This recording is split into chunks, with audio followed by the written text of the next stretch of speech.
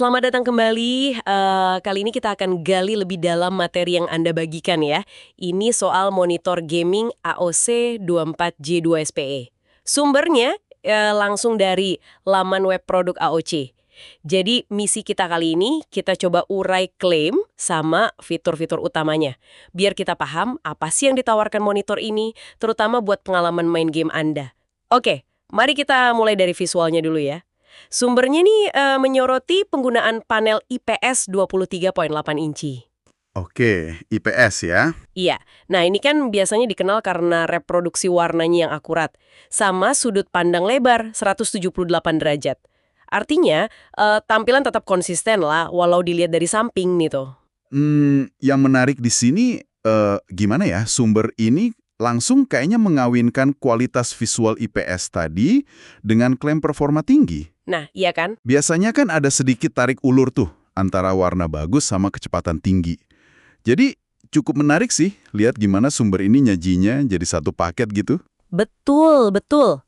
Nah, ngomongin performa nih, ini nih bagian yang kayaknya ditekankan banget sama sumbernya. Disebutkan refresh rate 165 Hz. Wow, 165? Iya, diklaim sebagai standar pro gaming, katanya. Buat visual super mulus, tanpa blur. Terus ada lagi response time pixel 1 ms. Tapi ini MPRT ya. Ah iya, MPRT. Motion Picture Response Time. Itu kan metrik yang spesifik buat ngukur seberapa efektif monitor ngurangin motion blur yang kelihatan pas adegan gerak cepat. Beda sama GTG biasanya. Oke, jadi fokusnya ke blur pas gerak ya? Iya, betul. Nah, spesifikasi kecepatan ini menurut sumbernya lagi nih, itu ditujukan buat pengalaman kompetitif. Sumbernya juga nonjolin teknologi Adaptive Sync. Oke, Adaptive Sync. Fungsinya itu buat nyinkronin refresh rate monitor sama output frame rate dari kartu grafis Anda. Biar nggak sobek gambarnya, gitu ya. Tearing. Nah, itu dia. Hasilnya, kata sumbernya sih, gambar jadi lancar, bebas efek sobek atau tearing yang ganggu itu, di frame rate berapapun. Resolusi optimalnya disebut 1920x1080, Full HD lah. Oke, Full HD. Selain soal kecepatan mentah tadi, sumbernya juga nyebut beberapa fitur khusus gamer, ada AOC Game Color. Game Color. Itu buat apa tuh? Katanya sih, ini memungkinkan Anda buat atur saturasi warna sama level abu-abu. Tujuannya, buat ningkatin detail visual atau mungkin biar musuh lebih kelihatan jelas gitu. Ah, oke. Kayak buat genre tertentu mungkin ya? Iya, disebutin contohnya MMORPG atau FPS.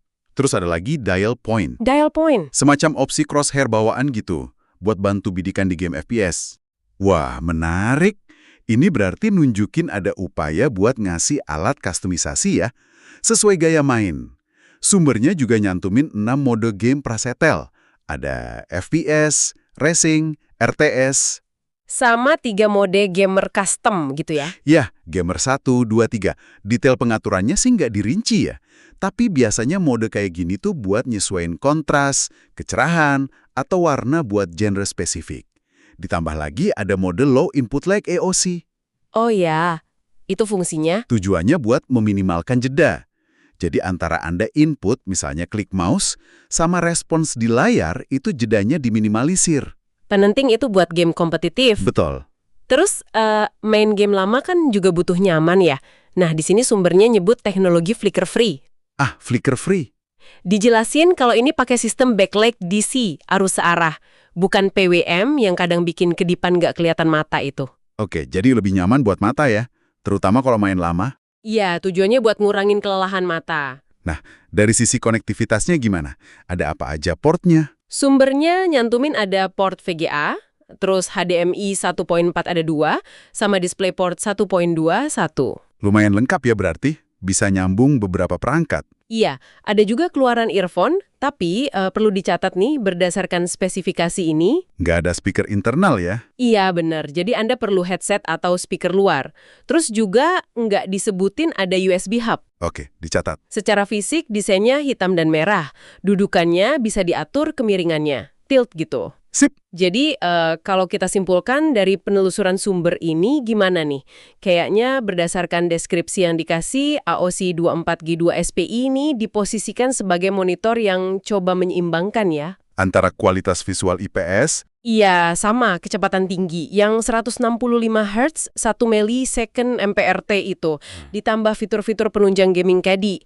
Tujuannya ya buat pengalaman main yang responsif dan imersif. nah ini jadi bawa kita ke satu pemikiran terakhir nih buat Anda renungkan. Sumber ini kan sangat menekankan angka-angka spesifikasi tinggi ya. Kayak 165 Hz, 1 milisecond MPRT, bahkan dikaitin sama standar Pro. Hmm. Pertanyaannya gini, seberapa besar sih pengaruh angka-angka itu secara nyata buat kenikmatan dan mungkin performa Anda pribadi? Maksudnya dalam rutinitas main game sehari-hari Anda, bukan di konteks kompetisi profesional yang spesifik banget itu. Iya juga ya. Nah, itu sesuatu buat direnungkan lebih dalam mungkin.